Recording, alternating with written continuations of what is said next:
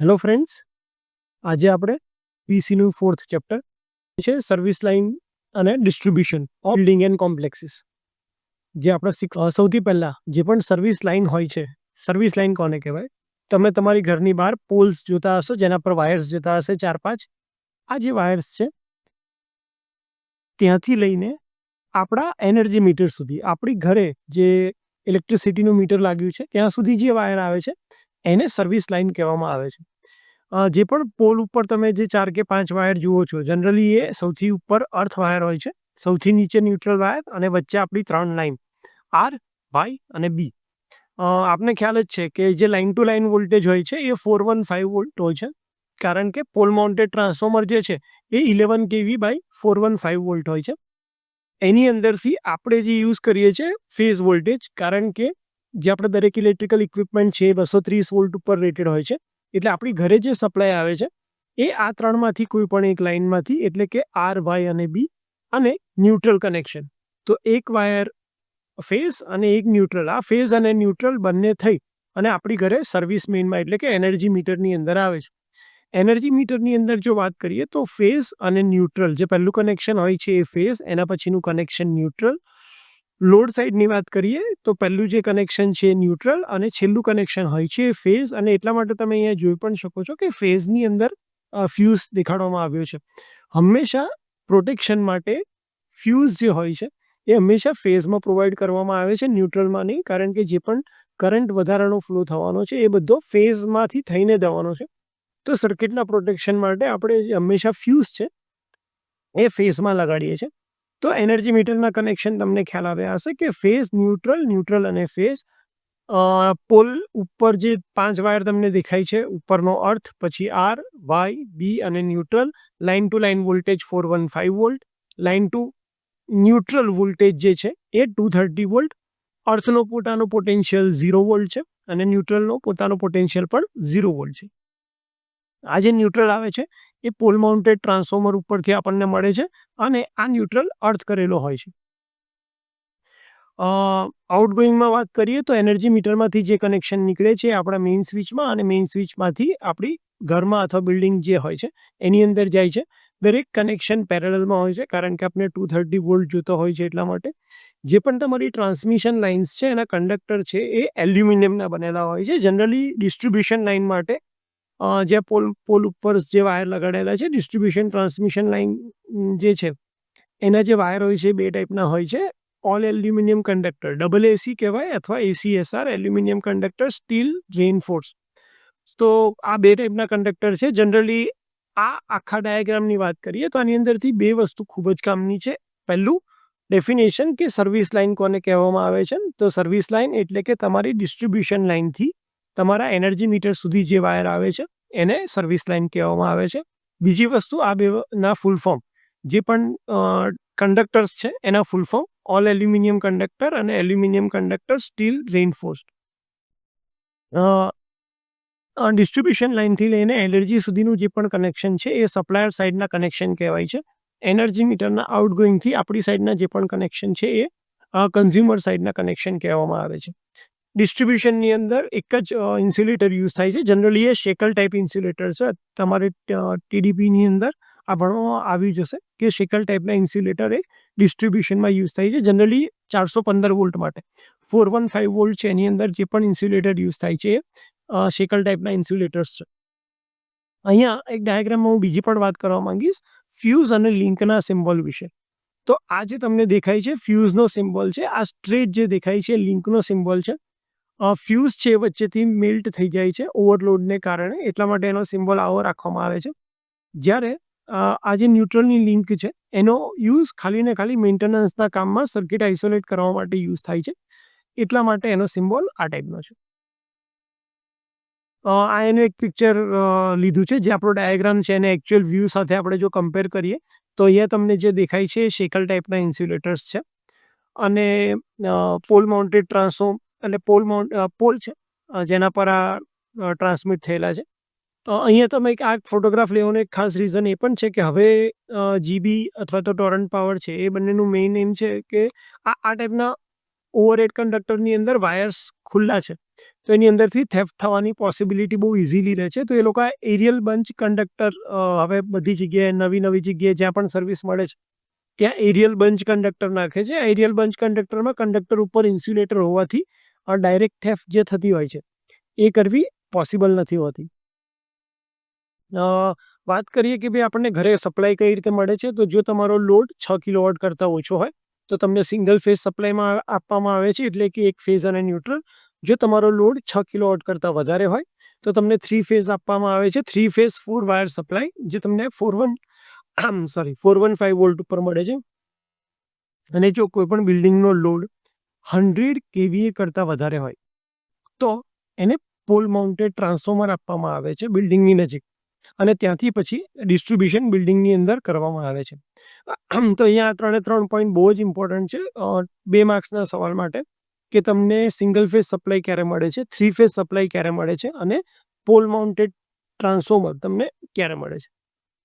આ સિવાય જો ડિસ્ટ્રીબ્યુશન લાઇનની વાત કરીએ તો એની અંદર 5 વાયર હોય છે: અર્થ, આર, વાય, બી અને ન્યુટ્રલ. અર્થનું પોતાનું પોટેન્શિયલ 0, ન્યુટ્રલનું પોતાનું પોટેન્શિયલ 0, આર, વાય અને બી 3 જો 0ની રિસ્પેક્ટમાં મેજર કરીએ તો 230 વોલ્ટ છે, અને જો બિટવીન ધ ફેઝ મેજર કરીએ એટલે કે આર અને વાય અને બી તો 440 વોલ્ટ છે. સર્વિસ લાઇનના 2 ટાઈપ પડે છે: ઓવરહેડ કંડક્ટર અને અંડરગ્રાઉન્ડ કંડક્ટર.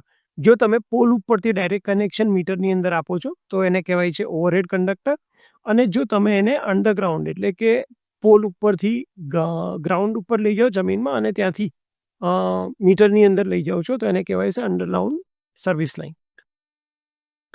બીજું કોઈ 2 માર્કના ક્વેશ્ચન માટે distribution line point of view સારો ઇન્ફોર્મેશન છે, ડેટા છે, કે જ્યારે લોડ તમારો 1 કિલોવોટ કરતાં ઓછો હોય, જનરલી જે પણ નવા ઘર બને છે ત્યારે એને જે કનેક્શન આપવામાં આવે છે 0.5 કિલોવોટ ઉપર આપવામાં આવતું હોય છે, ત્યારે હંમેશા જે કંડક્ટર યુઝ થાય છે 10 SWG એટલે કે સ્ટાન્ડર્ડ વાયર ગેજ.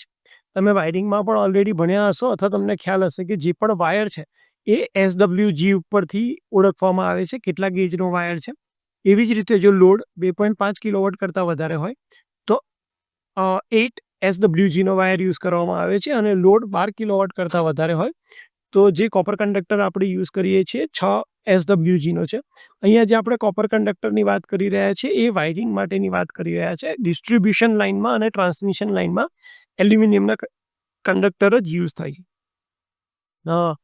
SWGની વાત નીકળી જ છે તો આપણે જોઈ લઈએ કે સ્ટાન્ડર્ડ વાયર ગેજ અથવા કોઈ પણ વાયરનો ગેજ કઈ રીતે મેજર કરવામાં આવે છે. એ મેજર કરવા માટે આપણે આ જે ઇન્સ્ટ્રુમેન્ટ તમને અહીંયા દેખાય છે પીપીટીમાં, એને SWG કહેવાય છે, સ્ટાન્ડર્ડ વાયર ગેજ. ઉપરથી વાયર નાખવામાં આવે છે ગેજમાં, અને જે ગેજમાં જે નંબરની સામે આ જગ્યા પર વાયર ઇઝીલી એન્ટર થઈ જાય એને આપણે એનો ગેજ કહીએ છીએ. એના પછીની જે સાઇઝ હશે એની અંદર એ ખાંચાની અંદર વાયર એન્ટર નહીં થઈ શકતો હોય તો આપણે ત્યાં સુધી ટ્રાય કર્યા કરશું જ્યાં સુધી એ વાયર નેક્સ્ટ ખાંચાની અંદર એન્ટર નહીં થઈ શકે. તો અહીંયા ઉપર ઓલરેડી એના ગેજ લખેલા જ છે, 1થી સ્ટાર્ટ કરી અને 36 સુધી આ નંબર જે છે 31, પછી અહીંયા 32 છે, 33, 34, 35 અને લાસ્ટમાં 36 ગેજ સુધીના વાયર તમે અહીંયા મેજર કરી શકો છો. તમે ઓબ્ઝર્વ કરતા હશો કે 1 નંબરનો વાયર જે છે એટલે 1 SWGનો વાયર કહીએ તો એની સાઇઝ સૌથી વધારે હશે, અને 36 ગેજની સાઇઝ છે સૌથી પતલામાં પતલો અથવા નાનો વાયર હશે. સ્ટાન્ડર્ડ વાયર ગેજની બીજી બાજુ આવી રીતે આંકડા લખેલા હોય છે. આ જે આંકડા લખેલા છે એ જે પણ વાયર તમે મેજર કરો છો એ વાયરનો ડાયામીટર તમને આપે છે. અહીંયા જે પણ આ નંબર્સ લખેલા છે એ તમને વાયરનો ડાયામીટર આપે છે એમએમની અંદર. એક વખત તમને વાયરનો ડાયામીટર એમએમમાં મળી જાય તો તમે એનો એરિયા પાઈ આર સ્ક્વેરની મદદથી ફાઇન્ડ કરી શકો છો. જેમ કે આપણે કહીએ છીએ કે 1 સ્ક્વેર એમએમનો વાયર છે અથવા 1.5 સ્ક્વેર એમએમનો વાયર છે. ડિસ્ટ્રીબ્યુશનમાં આપણે જે યુઝ કરીએ છીએ 1 સ્ક્વેર એમએમનો વાયર, 1.5 સ્ક્વેર એમએમનો વાયર, 4 સ્ક્વેર એમએમનો વાયર. તો આ 4 સ્ક્વેર એમએમ અથવા 4 એમએમ સ્ક્વેર એ એરિયા છે, અને તમને અહીંયા જે મળે છે આ નંબર જે લખેલા છે એ ડાયામીટર છે. તો ડાયામીટર ઉપરથી પણ તમે એનો એરિયા ફાઇન્ડ કરી શકો છો વાયરનો કેટલા છે. ટોપિક ઉપર વાત કરીએ પાછું તો જે પણ સર્વિસ કન્ઝ્યુમરને આપવામાં આવે છે એ કઈ રીતે આપવામાં આવે છે. જો તમારું ઘર સૌથી છેલ્લું હોય, એન્ડ કનેક્શનમાં હોય, તો લાઇન અને ન્યુટ્રલ લાવવામાં આવે છે, એક સર્વિસ બ્રેકેટ લગાડવામાં આવે છે અને પછી ફેઝ અને ન્યુટ્રલ જીઆઈ પાઇપ મારફતે તમારી મીટર સુધી લઈ જવામાં આવે છે. આ જે બેન્ડ દેખાડ્યો છે આ ટાઈપના હોય છે અને એના એકચ્યુઅલ કોરિલેશન માટે મેં એક ફોટોગ્રાફ પણ પાડ્યો છે કે જો અહીંયા એ રીતે બેન્ડ લગાડ્યો છે અને આના થ્રુ જે વાયર છે એ લાઇટના મીટરમાં જઈ રહ્યો છે. આ ફોટોગ્રાફ જે આપણે પહેલાં જોયું છે એ જ છે, ખાલી એની અંદર આ ઉપર આર વાય બી ન્યુટ્રલ અને અર્થ વાયર શેકલ ઇન્સ્યુલેટર્સ તમે અહીંયા જોઈ શકો છો અને આનું કન્વર્ઝન અત્યારે થયું છે એરિયલ બંચ વાયરમાં. અહીંયા તમને આ પોલની બાજુમાં એક નાનો વાયર દેખાતો હશે જે તમારો સ્ટે વાયર અને સ્ટે ઇન્સ્યુલેટર આના પર હોય છે, જેનું કામ જનરલી ટાવરને મિકેનિકલ સપોર્ટ આપવાનું હોય છે. થોડુંક ડિટેલ એનાલિસિસમાં જઈએ તો જે પણ કંડક્ટર્સ છે લાઇન અને અર્થ બંને ભેગા ના થઈ જાય એના માટે ગાર્ડ વાયર રાખવામાં આવે છે અને આ તમે શેકલ ઇન્સ્યુલેટર્સ જોઈ શકતા હશો. ફેઝ અને ન્યુટ્રલ બંને એક કેબલ થ્રુ તમે ક્લિપ મારી અને એને મીટર બોર્ડ સુધી લઈ જતા હોય છો. અહીંયા એક કનેક્શન આપ્યું છે કે જ્યારે ઘરની હાઈટ થોડી નાની છે તો તમે એ વખતે અને ત્યાં ટ્રાન્સમિશન લાઇન છેક સુધી નથી જઈ શકતી, તો ઘરની સાથે જ તમે એક નાનો પોલ ઊભો કરી અને જે આપણે બેન્ડની વાત કરી હતી આ બેન્ડ મારફતે જીઆઈ પાઇપ મારફતે મીટર બોર્ડ સુધી કનેક્શન લઈ જઈ શકો છો.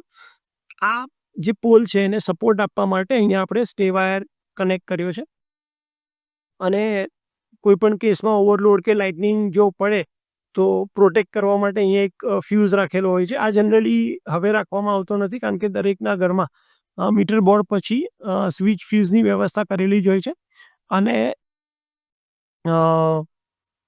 દરેક અર્થ વાયર જે છે એ પણ ટ્રાન્સફોર્મર આગળ પ્રોપરલી અર્થ કરેલો હોય છે, તો જનરલી ડેમેજ થવાની શક્યતા ઓછી હોય છે. જ્યારે પણ મલ્ટી સ્ટોરી બિલ્ડિંગ હોય ત્યારે એકમાંથી વધારે કનેક્શન આપવાના હોય તો એક જંક્શન બોક્સ મારફતે સર્વિસ લાઇન થ્રુ કનેક્શન આપવામાં આવે છે. તમે અહીંયા જોઈ રહ્યા છો કે પોલ થ્રુ એક વાયર લાવવામાં આવે છે, વાયર જંક્શન બોક્સમાં આપવામાં આવે છે અને જંક્શન બોક્સ થ્રુ અહીંયા 4 ઘરને સપ્લાય આપવામાં આવી રહ્યો છે. અહીંયા સર્વિસ પોલ અને એક કેબલ થ્રુ પીવી પાઇપમાં લઈ ગયા છે, ત્યાંથી અંડરગ્રાઉન્ડ અને પછી મીટરની અંદર લાવવામાં આવેલો છે. જનરલી અંડરગ્રાઉન્ડ સર્વિસની અંદર કેબલ જે હોય છે એ પોલની બાજુમાંથી જ ગ્રાઉન્ડમાં લઈ જવામાં આવે છે અને જ્યાં પણ કન્ઝ્યુમરની પ્રેમાઇસીસ હોય છે ત્યાં મીટર બોક્સની એક્ઝેક્ટ નીચેથી જીઆઈ પાઇપ થ્રુ એ વાયર લાવવામાં આવે છે અને પછી મીટર બોક્સની અંદર કનેક્શન કરવામાં આવે છે. તો આ એક વ્યૂ છે આપણે જે આગળ જોયો તો ઝૂમ કરીને તમે એ વ્યૂને જોઈ શકો કે શેકલ ઇન્સ્યુલેટર્સ કેવા છે, કઈ રીતનું કામ હોય છે.